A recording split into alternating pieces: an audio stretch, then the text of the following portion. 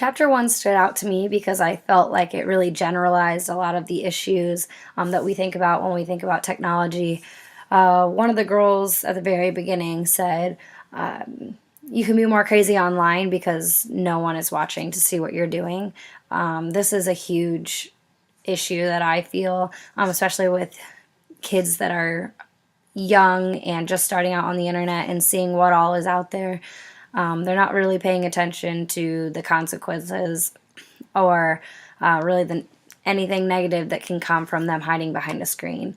One of the speakers on there talked about going on a vacation and how she a few years ago would go on vacation and never knew at all what was happening back home, and now we go on vacation and we are completely updated every second of the day.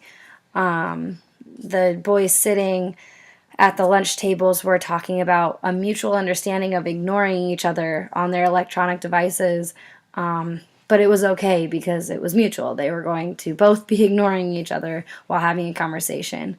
And the speaker in the house who said, we're all in the same house, but we're in different worlds, really talks about being separated by technology. Chapter 3 stood out to me, I think, for obvious reasons. Paralleling addiction and internet usage is really intriguing to me, and sad that somebody might be so engrossed in technology or these online games that they just forget to give themselves necessities to live, that they will actually die. The woman said this is an addiction, only an addict would act this way. I think that just shows you how severe it can actually get, this internet addiction. And when they went to the internet rescue camps, I thought those were very interesting, that it would get that to be that severe, and that these kids actually knew that they needed help. And the boy said, I just kept thinking about the games. How obsessed he was that he just needed to get back home and start playing those games again really proves that it does show signs of being an addiction. And I also liked how South Korea was starting to teach how to use technology very early, about as early as that they were beginning to read, but also that they were teaching to use it responsibly. I think that's the best way to go about this severe addiction to technology. A quote that stood out to me in chapter 4 was, there's a difference between people who grew up with technology and the people who didn't.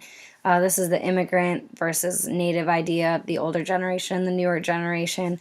And we kind of have issues with change.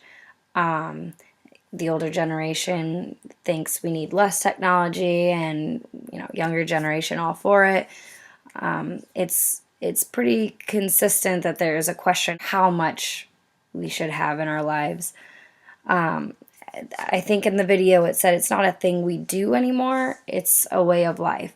And that's pretty much the best way to summarize that. I also like the idea in chapter 4 of making lectures and assignments and homework and interaction in the classroom more interesting with technology. But knowing the balance is also really important, I feel like. One of the kids said, I've never actually read Romeo and Juliet until yesterday when I read it in 5 minutes. And I think this was from a Cliff Notes or a Spark Notes. And that just shows how maybe technology can hinder some of that learning. But when the teacher was doing the profiles online for To Kill a Mockingbird, that completely enhanced the lesson and got children, those high schoolers, interested and really involved in that. And so I think it can go back and forth, but it's all in moderation.